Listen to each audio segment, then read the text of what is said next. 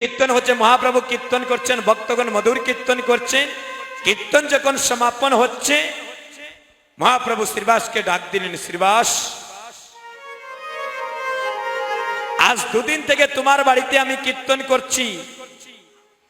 এই বিশ্ব ব্রহ্মাণ্ডের কত ভক্ত এখানে আসলো, কীর্তন ভক্ত সঙ্গ করলো, কীর্তন করলেন, কিন্তু আমি আমার দুইজন মানুষকে দেখছি না।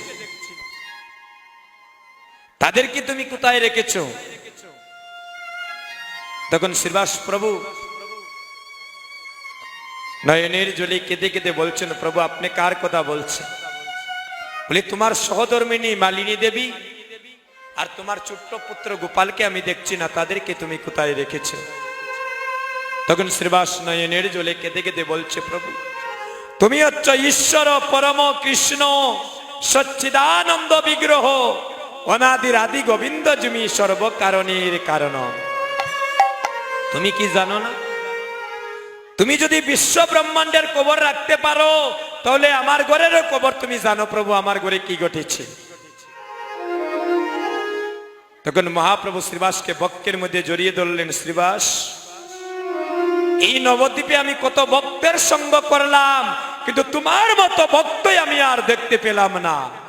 কেন? তোমার নিজের সন্তান মারা গিয়েছে, তুমি কেন দেখতে যাও নাই?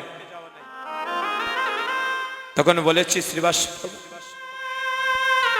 এই সন্তানটা তো আমার নয়, এই সন্তানটা তো তুমি দিয়েছো, তাই তুমি পাঠাইয়াছো, সে আসিয়াছে, তুমি যখন যেতে বলবে সে যেতে প্রস্তুত আছে।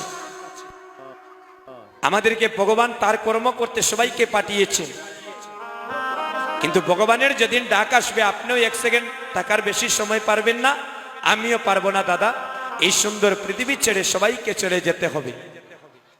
সেদিন শ্রীবাস প্রভু নয়ন জলে মহাপ্রভুর চরণে লুটিয়ে কাঁদছেন আর বলছেন, প্রভু সন্তান মরলে সন্তান পাবো, কিন্তু এমন ভক্তের চাঁদের বাজার যদি ভেঙে যায়, এমন বাজার আমার জীবনে আর বসাইতে পারবো না।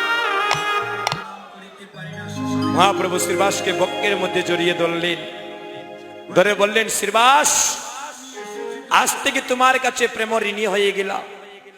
যে ভক্ত আমার জন্য নিজের সন্তানকে দেখতে যায় নাই, কোন ভক্তকে বুঝতে দেয় নাই যে সন্তান মারা গিয়েছে, এই জগতে তো আমার ভক্তের জন্য আমি কিছু করে যেতে হয়। যাও শ্রীবাস, তোমার সন্তানটাকে নিয়ে আসো। ভগবানের যদি করুণা হয়ে যায়, বুবার মুখেও কথা ফুটে যায়। ভগবানের যদি আদেশ হয়ে যায়, অন্ধের নয়ন ফুটে যায়।